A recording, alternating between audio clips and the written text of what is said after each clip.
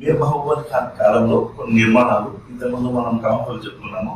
ఇప్పుడు Bella vista palace, ఈ Bella vista palace ను 1905వ సంవత్సరంలో నిర్మించారు. బెల్లా విస్టా ప్యాలెస్ ను 1905లో నిర్మించారు.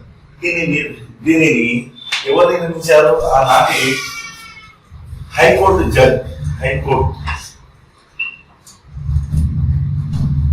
హైకోర్టు చీఫ్ జస్టిస్, ప్రధాన న్యాయమూర్తి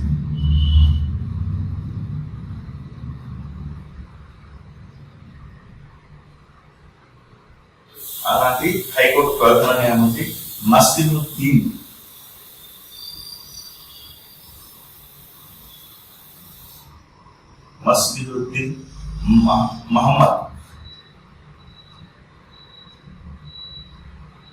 మహమ్మద్ అతను నిర్మించాడు. ఎవరు? హైకోర్టు ప్రధాన న్యాయమూర్తి మస్జిదుద్దీన్ మహమ్మద్ నిర్మించాడు. ఈ బెల్లా విస్టా అంటే ఇది ఇటలీ భాష పదం. బెల్లా విస్టా పదం ఏమన్నట్టు? ఈ ఇటలీ పదం అంటే ఏంది? అందమైన వీక్షణము. బెల్లా విస్టా అంటే విస్టా అంటే ఏమన్నట్టు? అందమైన వీక్షణము. అందమైన వీక్షణము అని అర్థం.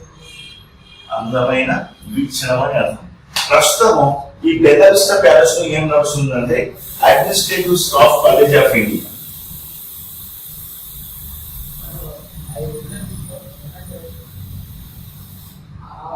అడ్మినిస్ట్రేటివ్ స్టాఫ్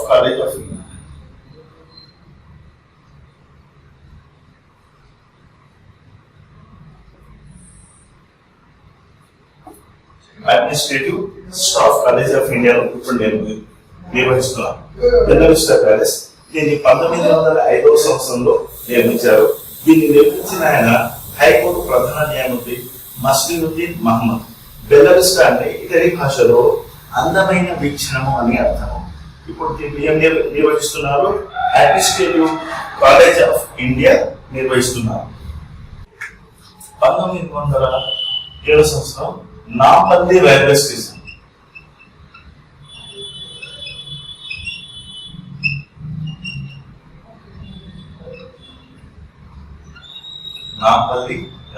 స్టేషన్, దీన్ని ఎప్పుడు నిర్మించారో ఇప్పటి వరకు నాంపల్లి ఉంది. నాంపల్లి రైల్వే స్టేషన్ 1907వ సంవత్సరంలో నిర్మించారు.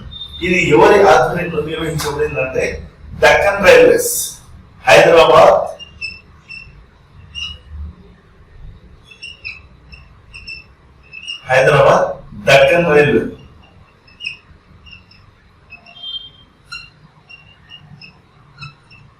దక్కన్ రైల్వే ఆధ్వర్యంలో ఇది నిర్మించడం జరిగింది. నాంపల్లి దీన్ని ఎందుకు అంటారు అంటే ఇక్కడ నామ్ అంటే పర్షియన్ భాషలో నామ్ అంటే బురద అని అర్థం. బురద అని అర్థం. కాబట్టి దీన్ని ఏమన్నారు? బురద ఎప్పుడు అక్కడ బురద ఉండేది కాబట్టి దీన్ని నాంపల్లి అన్నారు.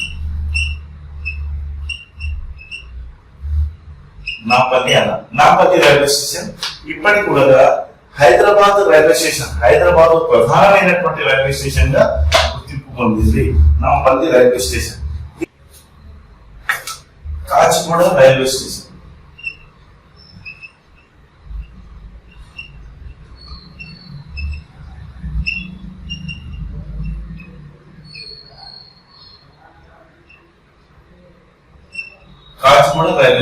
దీనిని 1916లో నిర్మించారు.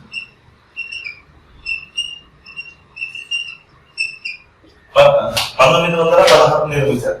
కానీ దీనికి సంబంధించి మొట్టమొదటిసారిగా 1907వ సంవత్సరంలో పునాది వేయడం జరిగింది. దీనిని ఎవరు నిర్వహిస్తున్నారు అని చెప్తే నిజాం గ్యారెంటెడ్ రైల్వే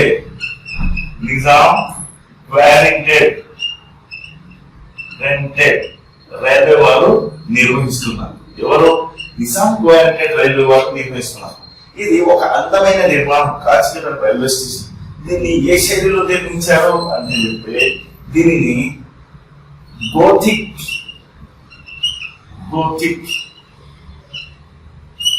వాస్తు శైలిలో నిర్మించారు. గోథిక్ వాస్తు శైలిలో నిర్మించారు.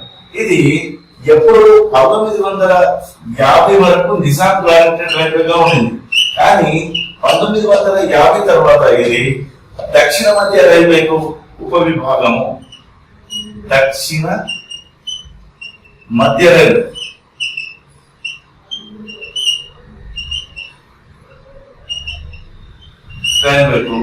ఇది ఉపవిభాగంగా పనిచేస్తుంది.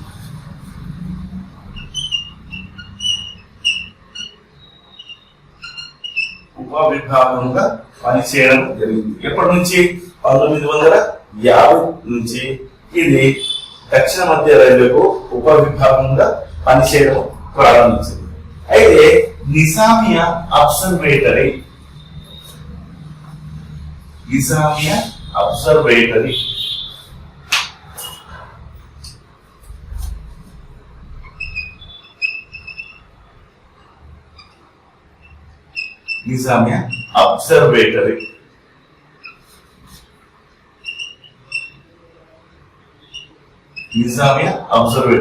దీన్ని నిజామియా అబ్జర్వేటరీ అంటారు.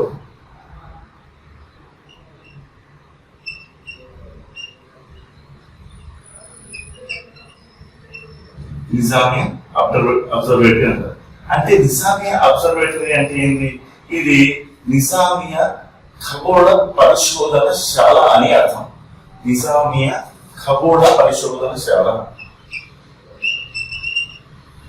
నిజామియా ఖగోళ పరిశోధనశాల.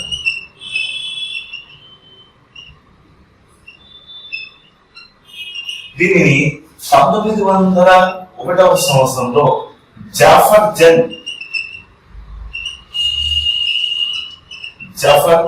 జంగ్ అనే వ్యక్తి స్థాపించాడు. దీన్ని మొట్టమొదటిసారిగా 1901లో జాఫర్ జంగ్ అనే వ్యక్తి స్థాపించాడు. ఎక్కడ స్థాపించాడు అంటే హైదరాబాద్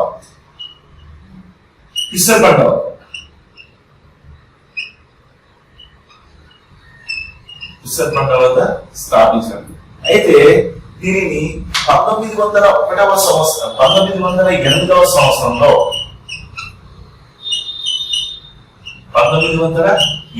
సంవత్సరంలో మీర్ మహబూబ్ అలీ ఖాన్ దీన్ని పూర్తి స్థాయిలో ఖగోళశాలగా దీన్ని అభివృద్ధి పరిచారు. పూర్తి స్థాయి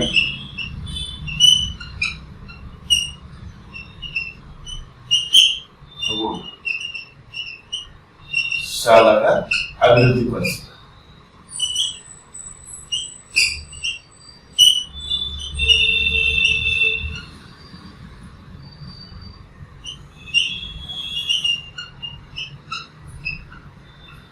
పూర్తి స్థాయిలో ఖగోళశాలగా అభివృద్ధి పరిచారు.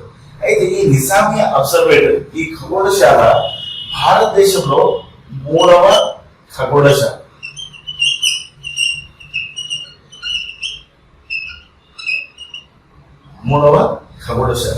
అయితే నిజాంల కాలంలో ఖగోళశాలను పరిశోధనను ఏర్పాటు చేశారు.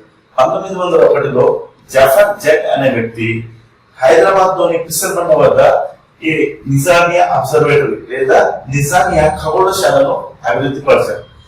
దీన్ని ఆరవ నిజాం మీర్ మహబూబ్ అలీ ఖాన్ ప్రత్యేకమైనటువంటి శ్రద్ధ చూపుతూ 1908వ సంవత్సరంలో దీన్ని పూర్తి స్థాయి ఖగోళశాలగా అభివృద్ధి పరిచారు. ఇది భారతదేశంలో మూడవ ఖగోళశాల. ఆ కాలంలో బ్రిటిష్ వారి కాలంలో స్థాపించినటువంటి ఖగోళ శాస్త్రంలో, ఖగోళ పరిశోధనాలయంలో ఈ నిజామియా అబ్జర్వేటరీ అంటారు కదా, ఇది మూడవ స్థానాన్ని ఆక్రమించింది. 1884వ సంవత్సరంలో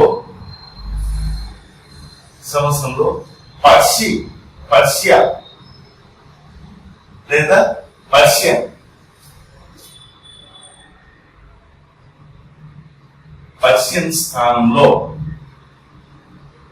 కాలంలో ఉర్దూను రెండవ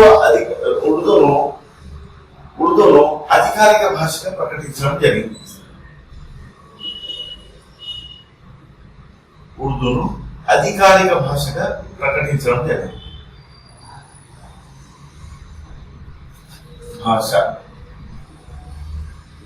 భాషగా ప్రకటించడం జరిగింది. దీన్ని ఎవరు చేశారు అంటే ఇక్కడ చాలా important examination point of view, ఎవరి కాలంలో చేశారు అంటారు. మీర్ మహబూబ్ అలీ ఖాన్ ఆరవ నిజాం కాలంలో దీన్ని ఏం చేశారు అని చెప్తే అధికారిక భాషగా ప్రకటించడం జరిగింది. కానీ ఇక్కడ మనం గుర్తించుకోవాల్సినటువంటి విషయం ఏంటంటే ఉర్దూను అధికారిక భాషగా ప్రకటించిన వాడు ఎవరు అంటే దివాన్. ఎవరు దివాన్? సాలార్జంగ్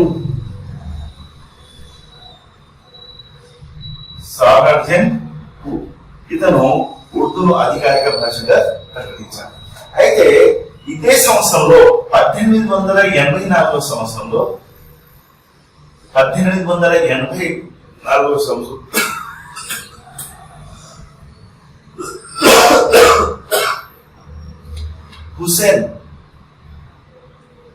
సయ్యద్ హుసేన్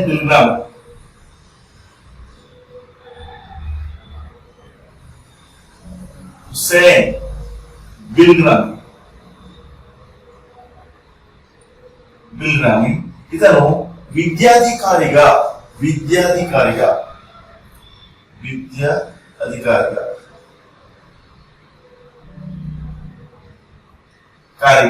నియమించబడ్డాడు. తను విద్యాధికారిగా నియమించబడ్డాడు. ఆయన నియమించబడ్డ దీన్ని పబ్లిక్ ఇన్స్ట్రక్షన్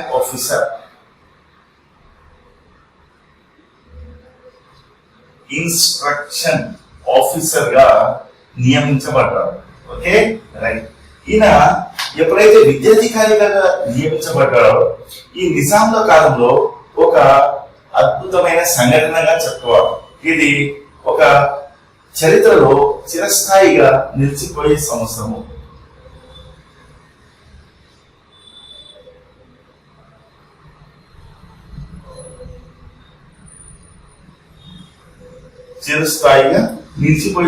ఎందుకంటే విద్యాధికారిగా నియమించడం వలన నిజాం ఏం చేశాడంటే తన ఆదాయంలో, తన బడ్జెట్ లో 6% నిధులు విద్య కొరకు కేటాయించడం జరిగింది. దీని ఉద్దేశం ఏంటంటే విద్యను సాధారణ ప్రజలు కూడా అభ్యసించేటట్టు విద్య అనేది అందరికీ అందుబాటులో తీసుకురావచ్చే ప్రయత్నం చేశారు. పేద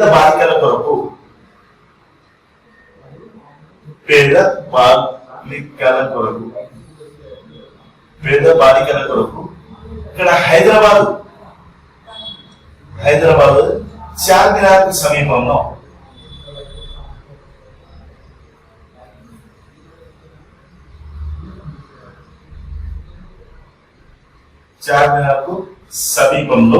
ఏం చేశారు?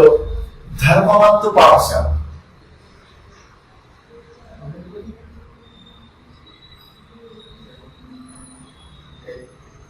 పాఠశాలను ఏర్పాటు చేశారు. ఎక్కడ? చార్మినార్ సమీపంలో ధర్మవంతు పాఠశాలను ఏర్పాటు చేశారు. దీని కాలక్రమంలో ఇది ధర్మవంత్ డిగ్రీ కాలేజీగా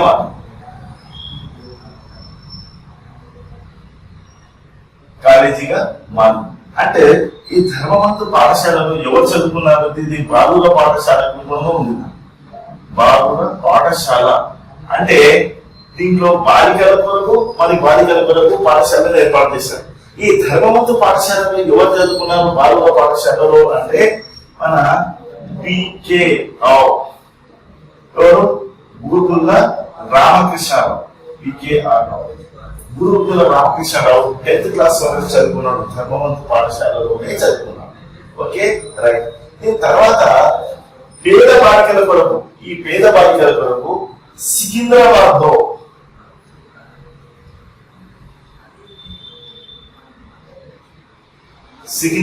లో కీస్ హై స్కూల్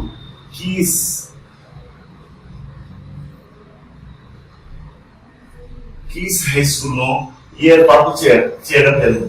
ఈ మొత్తం నిర్వహణ ఖర్చులు ఈ ధర్మవంతు పాఠశాల ప్లస్ ఈ కీ స్కూల్ ప్రభుత్వమే భరించి ఉపాధ్యాయులు కూడా ప్రభుత్వమే నిర్వహించి పరీక్షలు నిర్వహించింది. ఇది చాలా ఉన్నతమైనటువంటి చర్య అంటారు.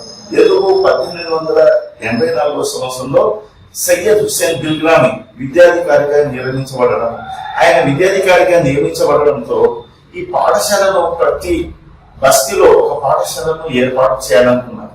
దాంట్లో మొదటి స్టెప్గా పేద బాలికల కొరకు ధర్మవంతు పాఠశాలను స్థాపించారు. క్రమంలో అది పాఠశాల బాలుర పాఠశాలగా మారింది. ధర్మవంత డిగ్రీ కాలేజీ మారింది. దీంట్లో చదువుకున్న గొప్ప వ్యక్తి ఎవరు? బూరుగుల రామకృష్ణారావు, ఈకే రావు అంటే చెప్తారు. బూరుగుల రామకృష్ణారావు.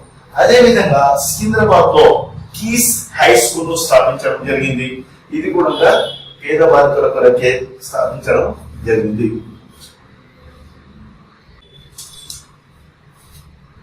1885 సంవత్సరంలో 1885 సంవత్సరంలో లాలా హర్దయాల్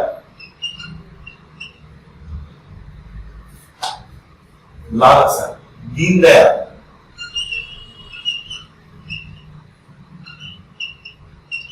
లాలా దీన్ దయాల్ ఇతను 6వ నిజాంకు మీర్ మహ్మద్ ఖాన్ నిజాంకు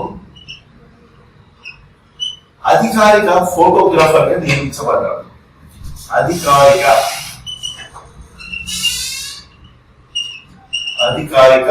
ఫోటోగ్రాఫర్ గా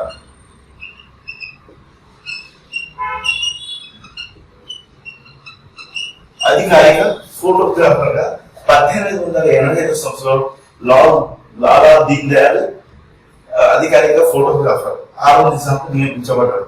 అయితే ఈ లాలా హర్దయాల్ ఈ 6వ నిజాం ఎక్కడ విజిట్ చేసినా, ఆయన ఎక్కడ బయలుదేరినా, ఎక్కడ ఏ విషయాన్ని దర్శించినా ఇతను అద్భుతమైనటువంటి ఫోటోలు కెమెరా ద్వారా చిత్రీకరించారు. ఈ ఫోటోలు మనకి ఎక్కడ కనిపిస్తాయి అంటే ఈ లాలా దీన్ దయాల్ షూట్ చేసినటువంటి ఫోటోలు లండన్ మ్యూజియంలో ఇప్పటికీ మనకు కనిపిస్తాయి. లండన్ మ్యూజియంలో ఇప్పటికీ మనకు లాలా హర్దయాల్ షూట్ చేసినటువంటి ఫోటోలు ఉంటాయి. ఈయన ఎక్కడ ఏ సమావేశంలో పాల్గొన్నా, ఒక విందులో పాల్గొన్నా, ఒక కార్యక్రమంలో ఈయన వెళ్ళినా, లేకుంటే ఎక్కడైనా విజిట్ చేసినా, లేకుంటే షికార్కి వెళ్ళినా, ఎప్పుడైనా ఆయన పండుగలప్పుడు నమాజుకి వెళ్ళినా, ఆ సందర్భాల్లో ఇతను అద్భుతమైనటువంటి ఫోటోలు షూట్ చేశారు. ఆ కాలంలో మొత్తం భారతదేశంలోనే పేరుగన్న ఈ ఫోటోగ్రాఫర్ లాలా దీన్ దయాల్. ఇతని ఫోటోలు ఇప్పుడు మనకి ఎక్కడ కనిపిస్తాయి అంటే లండన్ మ్యూజియంలో కనిపిస్తాయి. ఇది దీనికి సంబంధించినటువంటి సమాచారం. హైదరాబాద్ లో ఫస్ట్ మెడిసిన్ చదివినటువంటి శ్రీ ఎవరు హైదరాబాద్ లో ఈయన నిజాం కాలేజీలో మనం ఏమన్నాము 1846వ సంవత్సరంలో ఒక మెడికల్ స్కూల్ స్థాపించారు.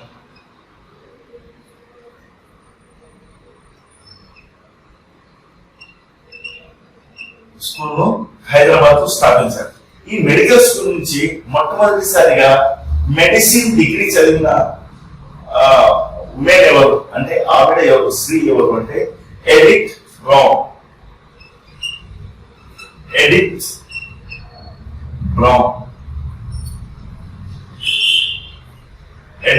బ్రౌన్ అనే ఆవిడ ఏంటి మొట్టమొదటి మెడిసిన్ లో డిగ్రీ పొందిన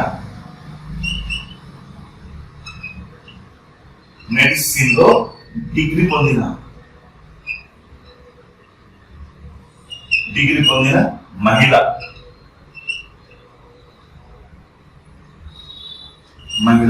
ఎవరిమే ఎడిత్ బ్రౌన్. ఏ సంవత్సరంలో ఇది పొందింది అని చెప్తే 1886వ సంవత్సరంలో ఈమె మెడిసిన్ డిగ్రీ పొందిన మహిళ. ఈమెకు చాలా పేరు. ఓకే, అదేవిధంగా 1882వ సంవత్సరంలో 1888వ సంవత్సరంలో 1888 లో ఆరవ నిజాం మీర్ మహబూబ్ అలీ ఖాన్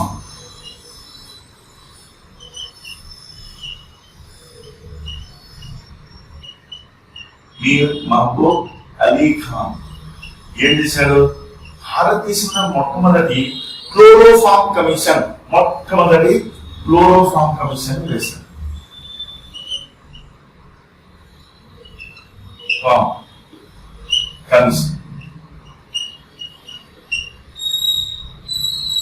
కమిషన్ ఏర్పాటు చేశారు. ఈ క్లోరోఫార్మ్ కమిషన్ కు మొట్టమొదటి అధ్యక్షుడు ఎవరు? ఎడ్వర్డ్ లహరి.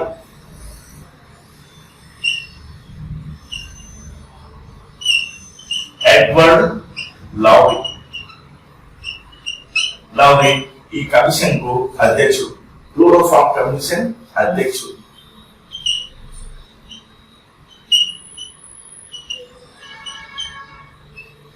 క్లోరోఫార్మ్ కమిషన్ అధ్యక్షుడు ఎడ్వర్డ్ లహరి. అయితే నాకు ఇంగ్లీష్ ఎడ్వర్డ్ లహరి 1889 సంవత్సరంలో రెండవ క్లోరోఫార్మ్ కమిషన్ వేయడం జరిగింది.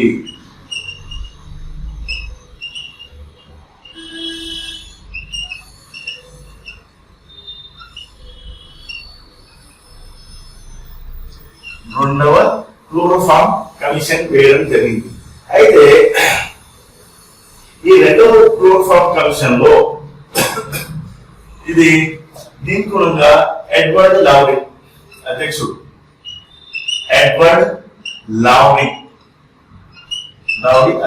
రెండవ క్లోరోఫార్మ్ కమిషన్ కూడా ఎడ్వర్డ్ లౌరీ అధ్యక్షుడు. కానీ దీనికి ఒక గొప్ప విషయం ఏంటంటే మొట్టమొదటి భారతీయుల హైదరాబాద్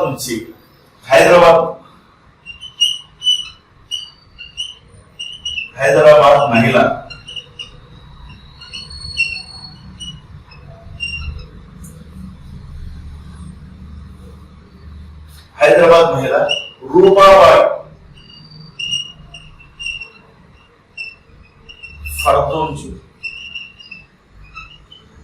ఫర్దోంజీ ఈ కమిషన్ లో మెంబర్.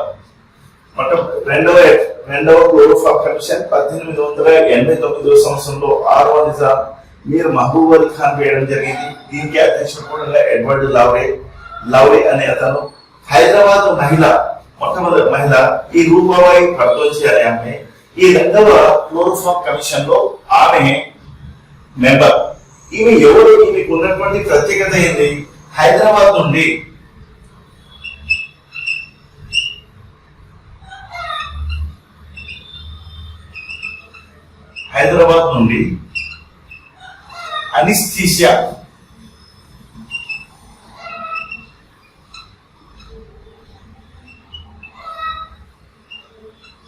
అనిస్థీషియాలో డిగ్రీ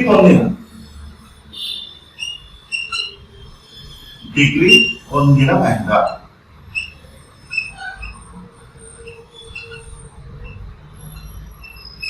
అనిస్థీషియా డిగ్రీ పొందిన అంటే నిస్పృహ, అది మన స్పృహ లేకుండా చేస్తారు. ఏది మన సర్జరీ శస్త్రచికిత్స కాలంలో స్పృహ లేకుండా చేస్తారు, వాళ్ళు అనిస్థీషియా అంటారు. ఇది రూపాబాయి ఫర్దోంజీ అనే ఈ మహిళ హైదరాబాద్ నుండి మొట్టమొదటిసారిగా ఈ అనిస్థీషియాలో డిగ్రీ పుచ్చుకున్న మహిళ. ఇది మీరు చాలా ఇంపార్టెంట్. రెండవ క్లోరోఫార్మ్ కమిషన్ భారతదేశంలో మొట్టమొదటిది మీర్ మహబూబ్ అలీ ఖాన్. అది మొదటి క్లోరోఫార్మ్ కమిషన్ 1885 వేశారు. దానికి ఎడ్వర్డ్ లౌరీ అధ్యక్షుడు. రెండవది 1889 సంవత్సరంలో రెండవ కమిషన్ వేశారు. దానికి ఎడ్వర్డ్ లౌరీ దీనికి అధ్యక్షుడు. కానీ హైదరాబాద్ మహిళ రూపాబాయి ఫర్దోంజీ అనే ఆమె ఈ కమిషన్ లో ఒక మెంబర్. ఆమెకు ఉన్నటువంటి ప్రత్యేకత ఏంటంటే హైదరాబాద్ నుంచి అనిస్థీషియాలో మొట్టమొదటి డిగ్రీ పుచ్చుకున్నటువంటి మహిళ రూపాబాయి ఫర్దోంజీ. ఇది గుర్తుపెట్టుకోవాలి.